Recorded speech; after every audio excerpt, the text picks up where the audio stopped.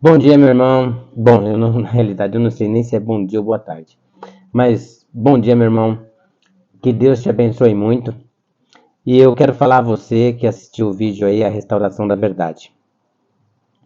Essas profecias que nós estudamos aí a respeito da restauração da verdade, não é só a respeito disso, mas inclui também o movimento millerita.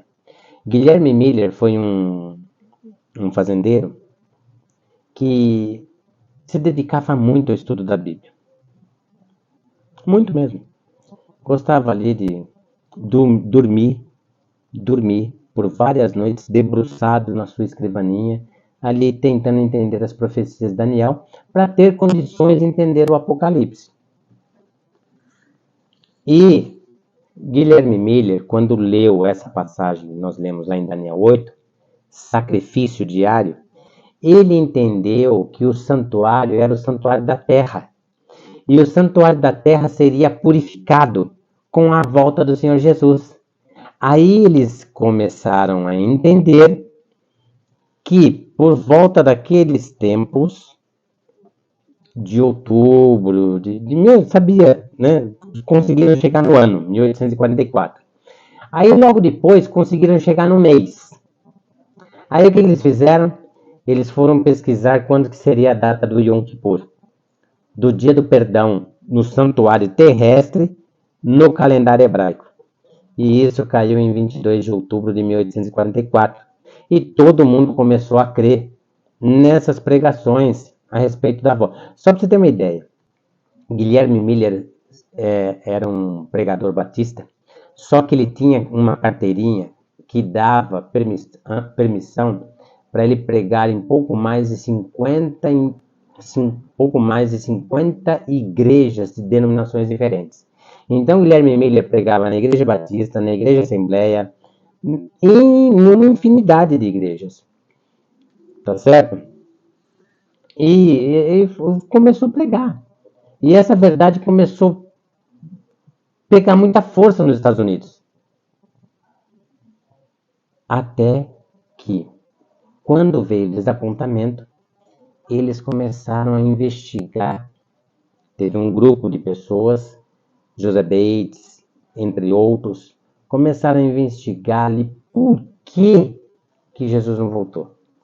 Aí que eles foram entender que o santuário era o santuário celestial, que devido a terra estar em um estado, Jesus estava ali, não é?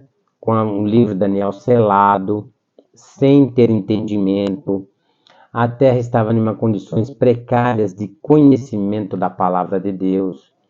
Por exemplo, até é verdade que Calvino foi um dos protestantes e acreditava em predestinação. Ora, se um nasce para ser salvo e um nasce para ser perdido, cadê a bondade de Deus?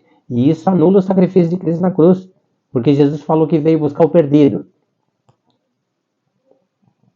Ora, se Jesus veio buscar o perdido, mas já sabe que esse vai se perder e esse vai se salvar, por que então a cruz?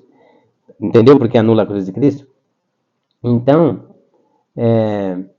nós vamos fazer um estudo bíblico sobre predestinação e ver que isso não existe na Bíblia, tá ok? Então, o que aconteceu? A verdade estava ofuscada na terra. Deus permitiu esse desapontamento para acender a chama com mais força ainda do estudo da palavra de Deus. Aí descobriram que essa data era a purificação do santuário terrestre, ou seja, representava o único dia em que o sumo sacerdote entrava no Santíssimo. Então Jesus estava terminou, pôs fim no, no serviço sacerdotal do lugar santo, e agora Jesus estava apto a começar então a purificação do santuário celestial, dos pecados ali registrados, com o juízo investigativo daqueles que conhecem a verdade, daqueles que, né, têm algum conhecimento da palavra de Deus e busca viver essa palavra de Deus. Então, o que acontece? Ali, então, quando Jesus começa a purificação do Santíssimo, do Santuário Celestial, começa a purificação de todo o santuário terrestre e dos pecados que estão ali registrados. Tá certo? Então ele vem trazendo todo mundo, desde Adão e Eva até os dias de hoje, meu querido, nesse juízo investigativo.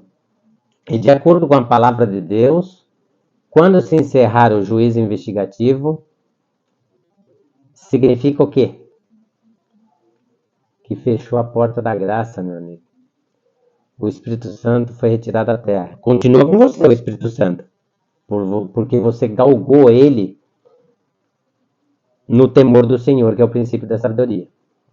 Mas quem não se arrependeu dos seus pecados não se arrepende mais. Não tem um coração verdadeiro que vá buscar arrependimento.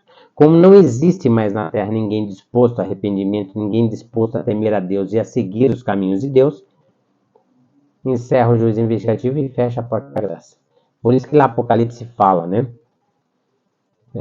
Não deixar fazer nenhum dano à terra, até que venhamos a selar o último servo do Senhor nosso Deus. Tá certo? Então vamos lá. Agora nós vamos estudar um estudo importante também para a nossa salvação. Muito importante. Tá ok? Nós vamos fazer uma síntese. Esse estudo é uma síntese, porque, nossa, tem coisa que não acaba mais no santuário terrestre. Tá ok? Santuário terrestre, nosso estudo 9. Tá ok? Oremos ao Senhor então. É Ele que pode abrir as portas do nosso coração, da nossa mente e da nossa alma. Maravilhoso eterno Deus, estamos aqui diante do Senhor, pedimos encarecidamente que o Espírito Santo cresça a cada ano, a cada semestre, a cada bimestre, a cada mês, a cada dia, a cada hora, a cada minuto, a cada segundo, a cada microsegundo em nossas vidas. Cresça essa preciosidade da luz maravilhosa do Espírito Santo em nós, para que possamos ter sede da Sua palavra, nos maravilhar com tantos ensinos, tantas preciosidades que às vezes estamos deixando escapar pelos vãos dos nossos dedos. Segure firmemente nossa mão, para que não deixe escapar nada dessas verdades preciosas em nossa vida, em nosso coração. E agora, permita abrir o entendimento, abrir o coração, a mente, a entender a palavra de Deus. A tudo isso te pedimos. E derrame uma bênção muito especial sobre todos os ouvintes, sobre todas as famílias aqui representadas. Tudo isso te pedimos com perdão dos nossos pecados, no doce e santo nome do Senhor Jesus. Amém. Vamos lá, irmãos. Bom, santuário terrestre não podia ser diferente. Êxodo 25, versos 8 e 9. Êxodo 25. Vamos lá. Versos 8 e 9 diz assim: E me farão um santuário para que eu possa habitar no meio deles, segundo tudo o que eu te mostrar, para modelo do tabernáculo e para modelo de todos os seus móveis. Assim mesmo fareis. Então aqui é o seguinte, se você começar a ler esse livro, é fantástico. Moisés teve muitas visões de como era feito cada utensílio, cada móvel no santuário terrestre. E tem utensílio ali que era tão complicado de ser feito, tão complicado, que era impossível de um homem fazer ele hoje, com toda a tecnologia que nós temos no mundo. Foi necessário uma porção a mais do Espírito Santo, capacitando os melhores artesãos da época para conseguir fazer esses utensílios do santuário terrestre. As bases onde era fincado ali, né, a armação do santuário, por exemplo, eram bases de prata. Enfim, tudo isso tem significado. Mas nós vamos ver essa síntese do estudo aqui hoje. Tá certo? Um lugar de habitação em meio ao povo, que ele pudesse habitar ali em meio ao povo. Tá? Então você tinha o santuário e a primeira tribo que ficava à direita, de frente com o santuário, à sua direita, era a tribo de Judá. Por que será? Jesus era de que tribo? Da tribo de Judá. E Jesus, ele é o quê? Ele é a destra fiel de Deus, assim como é a destra fiel de nossas vidas. A tribo de Judá ficava exatamente à direita, de frente com o santuário. E ia cada tribo, tudo em ordem, tudo certinho, tá? Diga-se de passagem, Israel, em sua história, sempre foi, até os dias de hoje, a nação mais organizada do planeta. Tá? Isso aí ninguém pode questionar, vai perder tempo, porque o mundo inteiro sabe disso. Tá certo? Então vamos lá. O que havia no santuário? Vamos lá. Êxodo 40. Agora vamos para o capítulo 40. Olha lá. Capítulo 40, lá no verso 18. Vamos lá. Moisés levantou o tabernáculo e o pôs às suas bases e armou as suas tábuas e meteu nele as suas vergas e levantou as suas colunas. Ou seja, as armações, né? Que colocavam a tenda por cima. Por exemplo, que nem você, quando você vai fazer uma barraca de feira, você não faz as armações de madeira e assim por diante, tudo para colocar a lona por cima? Então, aqui está falando das armações. Colocar as armações, deixar as armações prontas. Tá ok? Vamos ver ali o que existia no Santíssimo. Olha só. Verso 20 e 21. 40, verso 20 e 21 diz assim, ó. Tomou o testemunho e o pôs na arca, e meteu os varais na arca, e pôs o propiciatório em cima da arca. Espera aí. A arca é a arca da aliança, tá? É o objeto mais procurado na terra já há algum tempo. O que ele colocou dentro da arca? As 2 tábuas de pedra que Deus deu a Moisés, escrita pelo próprio dedo de Deus. Os 10 mandamentos. Tá certo?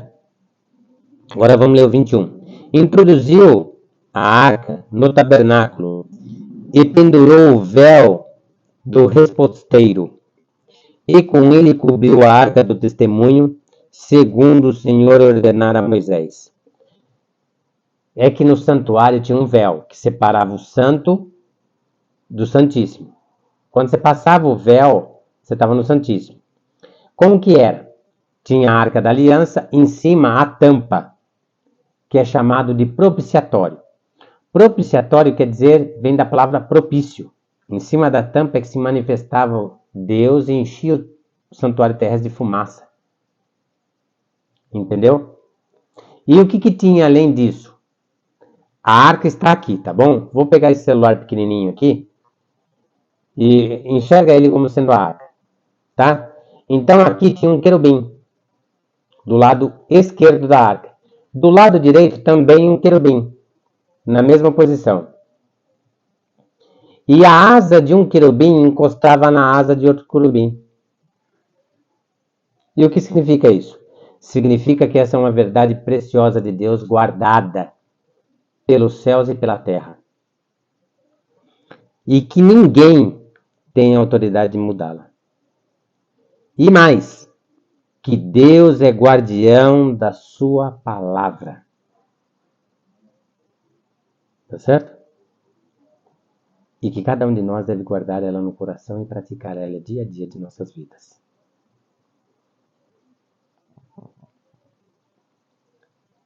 Esses querubins encostando a asa, cobrindo a arca, significa o que Jesus falou em Mateus 28. Olha lá. Vamos ler essa passagem. Eu não ia ler, mas vamos ler, para a gente entender melhor. Mateus 28, encerrando o livro. Olha aqui. Jesus, aproximando-se, falou-lhes, dizendo: Toda a autoridade me foi dada no céu e na terra. Foi dada porque ele estava como homem, porque essa autoridade sempre foi dele. Tá? A autoridade do Pai é a autoridade do Filho e a autoridade do Espírito Santo. Tá certo? Ide, portanto, fazei discípulos de todas as nações, batizando-as em nome do Pai, do Filho e do Espírito Santo. Esse "e" aqui, em nome do Pai, e do Filho e do Espírito Santo, esse nome de "e", aditivo, soma, significa que eles agem juntos. em benefício da humanidade, ensinando-os a guardar todas as coisas que eu vos tenho ordenado. E eis que estou convosco todos os dias até a consumação do século. Ou seja, Jesus vai proteger o seu povo até o findar dos séculos. E vai estar conosco todo santo dia. Tá certo? Esse é o significado dos anjos cobrindo a arca da aliança ali. Tá certo? 20 e 21. Muito bem. E agora vamos por 26, verso 33. 26,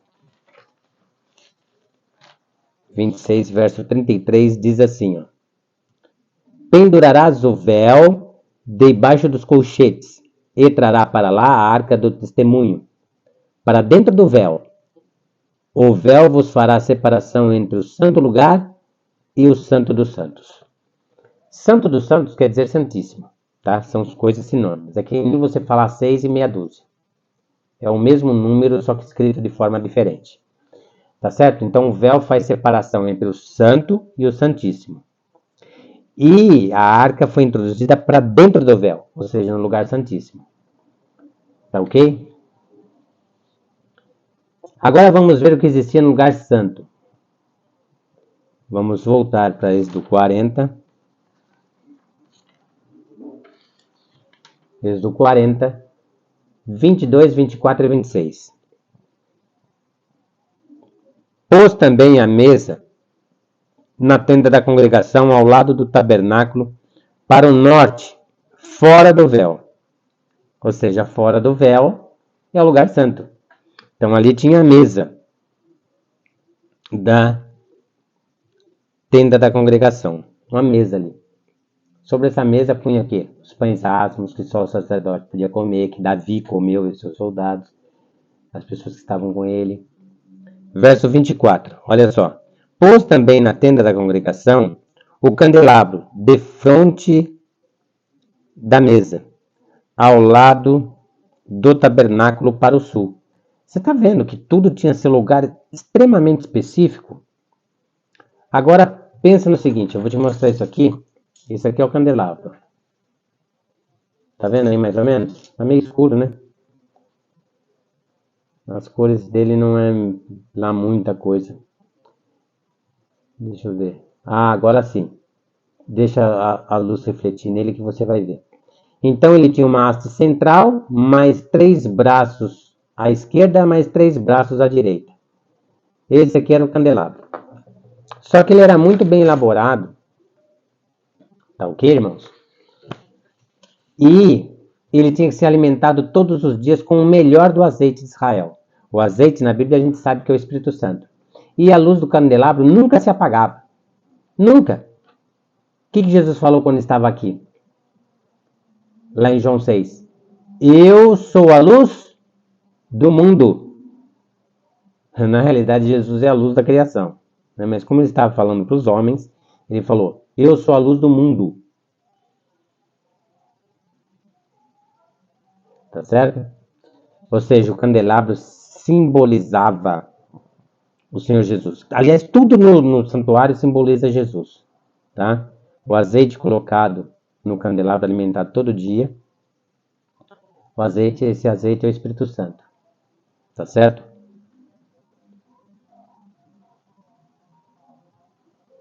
Pôs também na tenda da congregação o candelabro.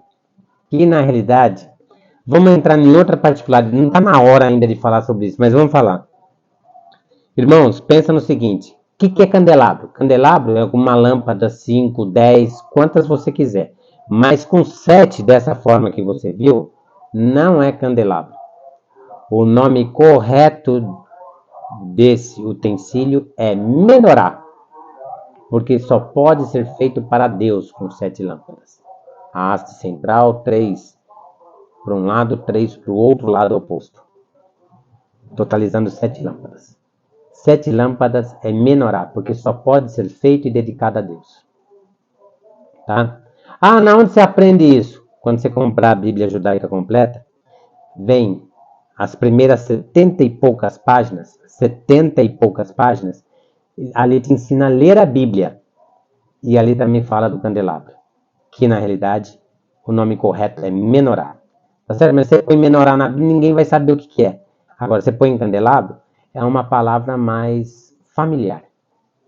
Mais fácil de saber do que se trata. A Bíblia ela foi popularizada em poucos termos, para as pessoas poderem entender, né? Tá certo? Mas não vamos entrar nos pormenores disso, que não vale a pena. Vamos entender a Bíblia e viver a palavra de Deus, que é mais proveitoso para a nossa salvação. Agora o verso 26.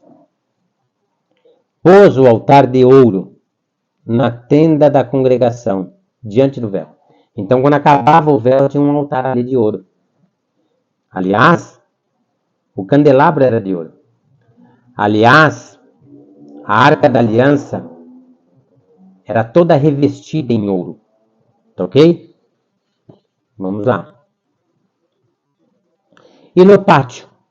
Ali, o que seria o pátio hoje? Ali não onde é o jardim da igreja. A entrada. Tá? A entrada.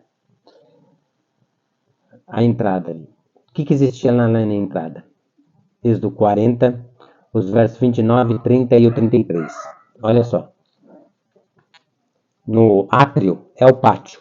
Ali, a parte de fora. Tá certo? Antes de entrar. Hoje, onde você sente e assiste o culto, assiste a missa, se você for católico, não é verdade? Ali é o lugar santo. E o lugar onde o padre prega, ou o pastor prega, ou o rabino prega, ali é o Santíssimo. Tá ok? Vamos ver o 29. Pôs o altar do holocausto à porta do tabernáculo, da tenda da congregação, e ofereceu sobre ele holocausto e oferta de cereais, segundo o Senhor ordenara a Moisés. Então, quando você passava a primeira porta, a primeira entrada, o nome dessa entrada era caminho. Quando você entrava na segunda porta, você tinha acesso ao lugar santo. Essa porta tinha um nome também, verdade. E quando você passava o véu, entrando no Santíssimo, vida. O nome dessa passagem era vida. Então Jesus, quando falou, Jesus disse, João 14, verso 6, Jesus disse, eu sou o caminho, a verdade e a vida, ninguém vem ao Pai senão por mim. Todos os judeus ali entenderam que Jesus era o Messias, aquele o qual era simbolizado por todos os utensílios do santuário terrestre. Tudo no santuário apontava o Messias. Primeira entrada, caminho. A segunda, caminho, verdade e a vida. As três entradas. Entrava no santuário, caminho. Entrava no santo, verdade. Entrava no Santíssimo, vida. Onde está o caminho hoje? Na palavra de Deus. Onde está a verdade hoje? Na palavra de Deus. E qual a consequência disso? Vida eterna. Entende? Vida eterna. Vida eterna é o que o Senhor Jesus nos deu. Ele pegou a nossa vida, que estava condenada, que era a segunda morte, a morte da condenação eterna, em pecado, colocou sobre ele, para que ele pudesse aniquilar a segunda morte, a morte da condenação eterna. Ele assimilou a segunda morte, a morte da condenação eterna, para nos dar a vida dele, que é a vida eterna. Entendeu o que é a ressurreição de Cristo? A ressurreição de Cristo é a garantia da sua ressurreição também. Se caso nós viermos a falecer antes da volta do Senhor Jesus. Ok? Então, olha só. Olha como é importante o estudo do santuário. Vamos lá. Verso 29. Pôs o altar do holocausto à porta do tabernáculo, da tenda da congregação, e ofereceu sobre ele o holocausto e oferta de cereais, segundo o Senhor ordenara a Moisés. Então, assim que você entrava no santuário, tinha um holocausto grande, enorme, de madeira, uma rampa para se subir até ali. E ali era sacrificado o animal era queimado ali. Tá certo? Ali era o holocausto. Vamos continuar. Verso 30. Pôs a bacia entre a tenda da congregação e o altar, e encheu de água para se lavar. Depois que você passava o holocausto, por exemplo, o holocausto está aqui, aí você andava mais perto da primeira entrada do lugar santo. Antes dela um pouco, tinha uma pia ali, redonda, circular, uma haste central. E nesta haste central, ela jorrava água ali. Quando o sacerdote entrava ali para fazer os serviços do santuário terrestre, sacrifício de animal e assim por diante, fazer os serviços que tinha ali.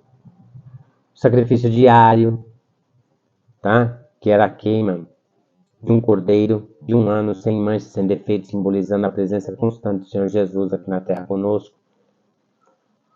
Tá certo?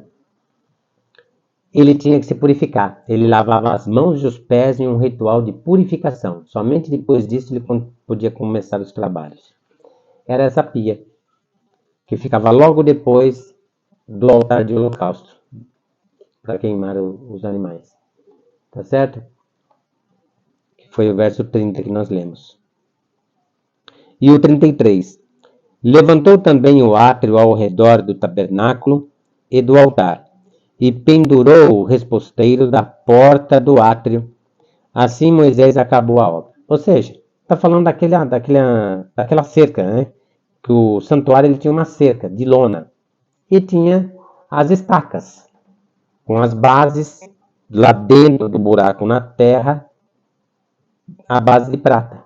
Era encaixado ali, tinha essas hastes em todo ao redor do santuário. Depois de todas essas hastes ali, que nem uma cerca, que tem um trono e passa o arame farpado.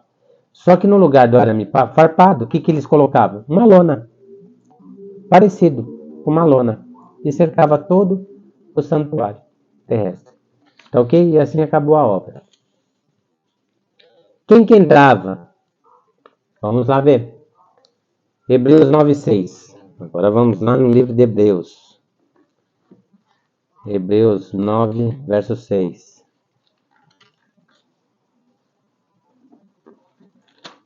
Vamos lá, Hebreus 9, verso 6.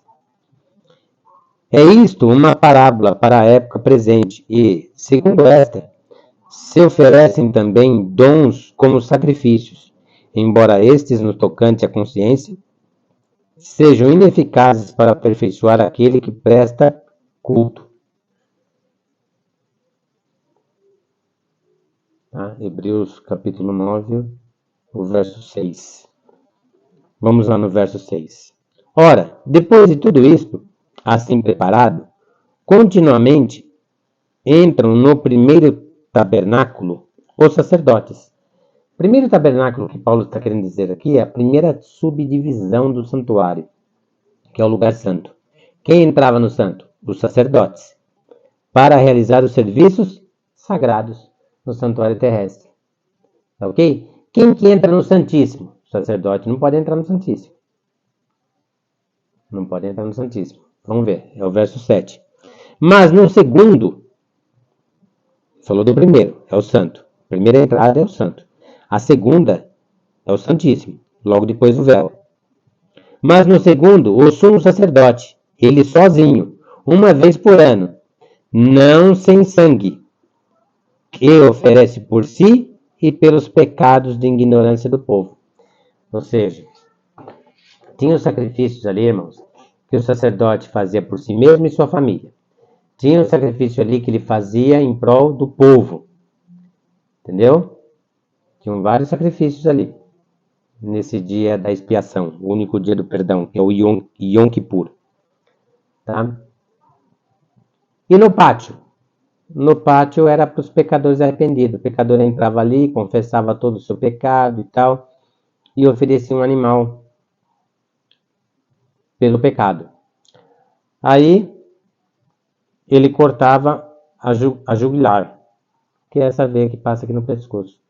O animal falecia ali sem sofrimento nenhum, tá? Que é a maneira que menos causa sofrimento é cortar a veia jugular, tá?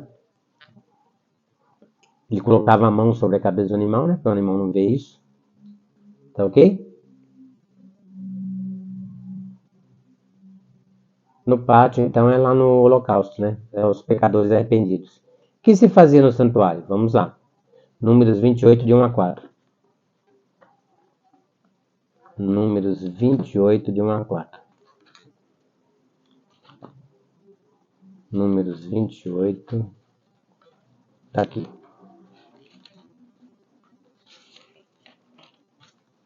De 1 a 4 diz assim: Disse mais o Senhor a Moisés: Dá ordem aos filhos de Israel e dize-lhes: Da minha oferta, do meu manjar, para as minhas ofertas queimadas, do aroma agradável porque subia em forma de fumaça, né? Era aroma agradável a Deus em prol do perdão. Aroma agradável, tereis cuidado para mas trazer a seu tempo determinado. Dir-lhe-ás: Esta é a oferta queimada que oferecereis ao Senhor dia após dia. 2 cordeiros de 1 ano sem defeito, em contínuo sacrifício. Então, o que acontecia? 3 horas da manhã e 3 horas da tarde era o horário de sacrifício contínuo. Tanto isso é verdade que Jesus deu o último suspiro na cruz em que hora? Pai, está consumado. A ti entrego o meu espírito. E rendeu a cabeça aqui para o lado direito. Às 3 horas da tarde, Jesus morreu. E houve trevas na terra da hora sexta à hora nona. Hora nona é 3 horas da tarde, quando Jesus faleceu na cruz. Tanto isso é verdade que o cordeirinho que estava ali no santuário, no templo, para ser sacrificado nesse horário às 3 horas da tarde, com os abalos que teve ali na terra, porque houve um grande abalo sísmico na terra, né? A Bíblia traz tudo isso. Pedras se racharam. Imagina, pedras gigantescas nos montes se racharam de fora a fora. O que acontece? Esse cordeirinho que ia ser sacrificado às 3 horas da tarde, juntamente com o Senhor Jesus, esse cordeirinho não foi sacrificado. Ele fugiu. Com os abalos, sísmico e tudo, o animal ficou espantado ali, fugiu da mão do sacerdote. Escapou. Tá certo? Que coisa impressionante, hein?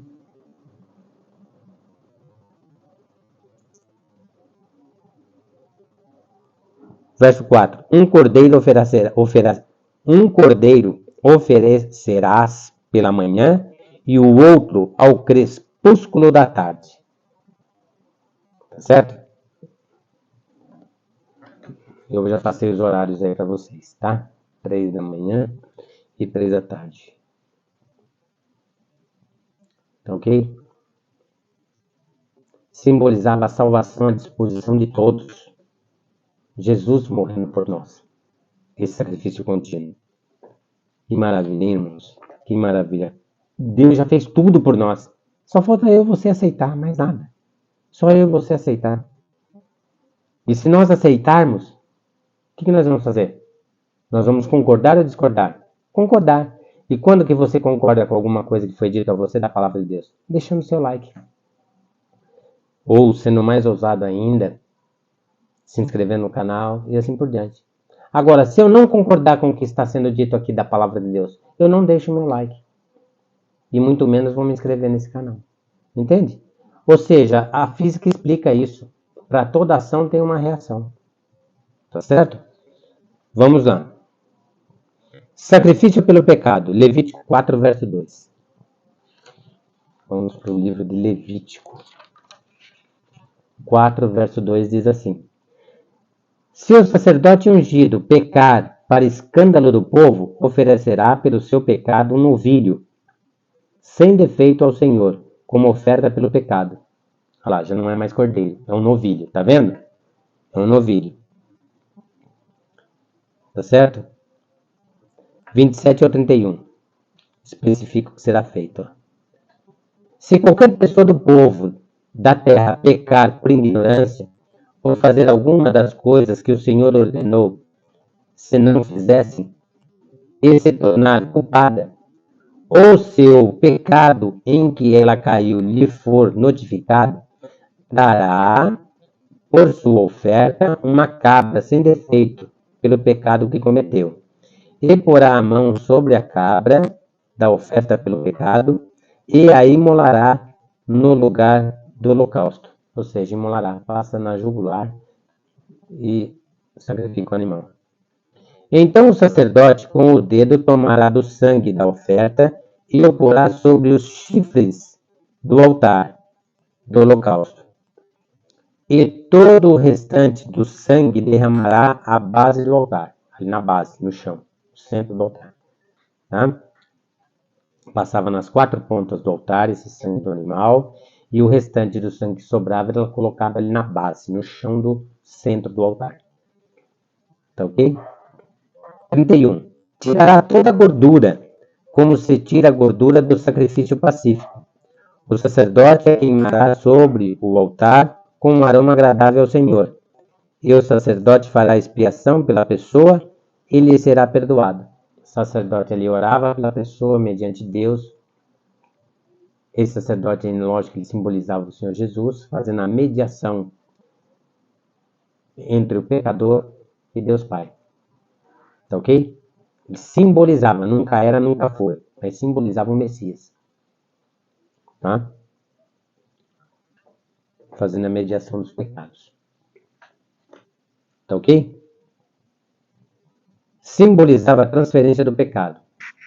Do homem para o animal. Do animal para o santuário. Por isso que o santuário tinha que ser purificado uma vez por ano. Que era o dia do perdão, Yom Kippur. Simbolizava a transferência do pecado do pecador para o animal e do animal para o santuário, via sacerdote por meio do sangue. Isso rendia, simbolizava o sangue do Messias, por isso trazia a absolvição do pecado. A absolvição, ou seja, transferência do pecado. O dia do perdão era no Yom Kippur. Sacrifício da expiação, vamos lá, Levítico 16.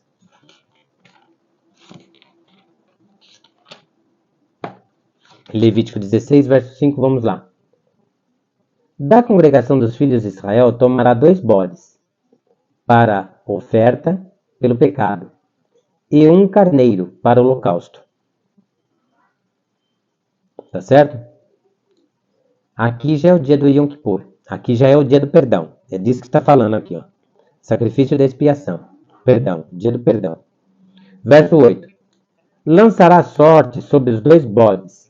Uma para o Senhor, ou seja, um bode simbolizava o Senhor morrendo pelos nossos pecados.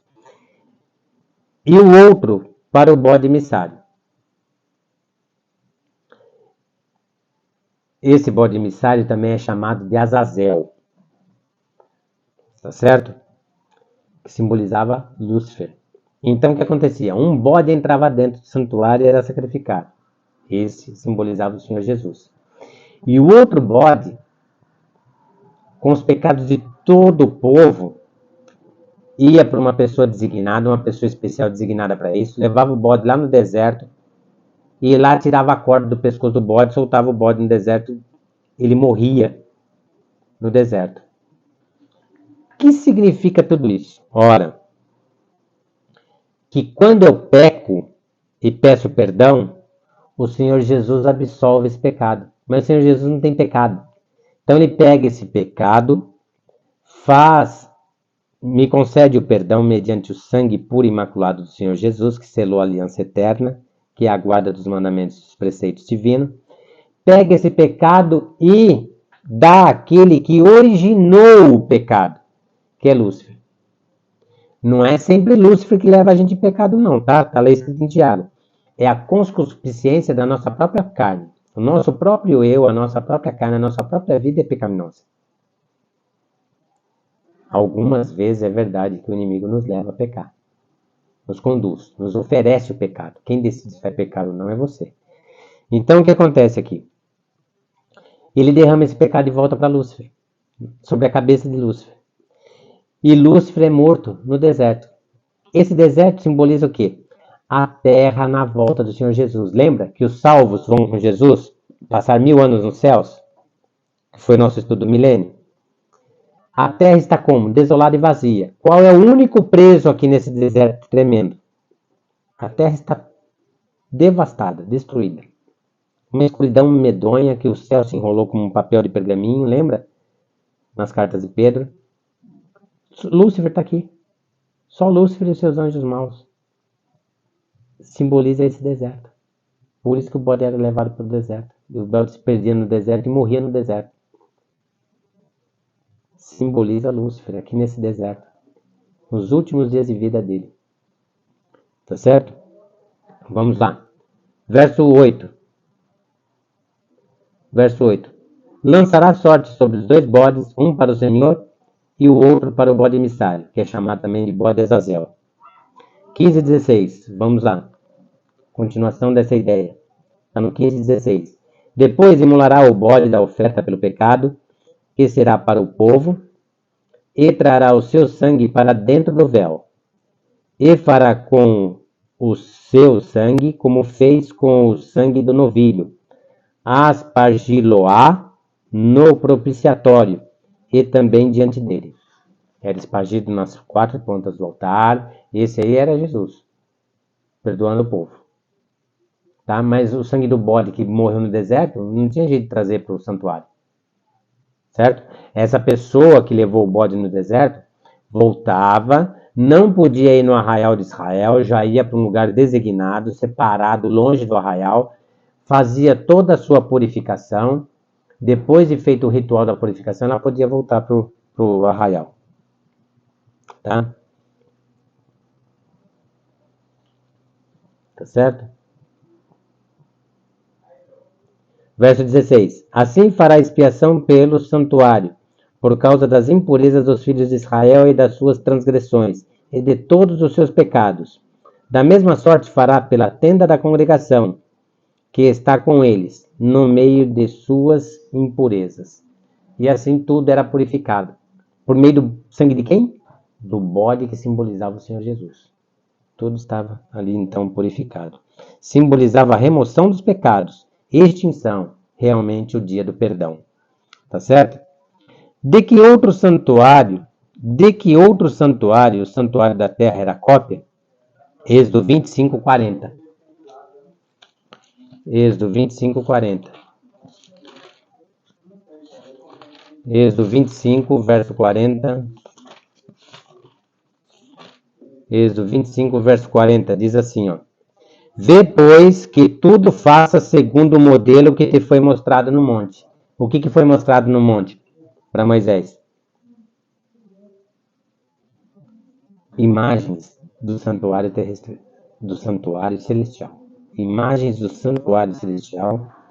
Deus mostrou ali para Moisés, capacitou os artesãos da época a desenvolverem as peças, os móveis, e compunham ali o santuário terrestre. Tá?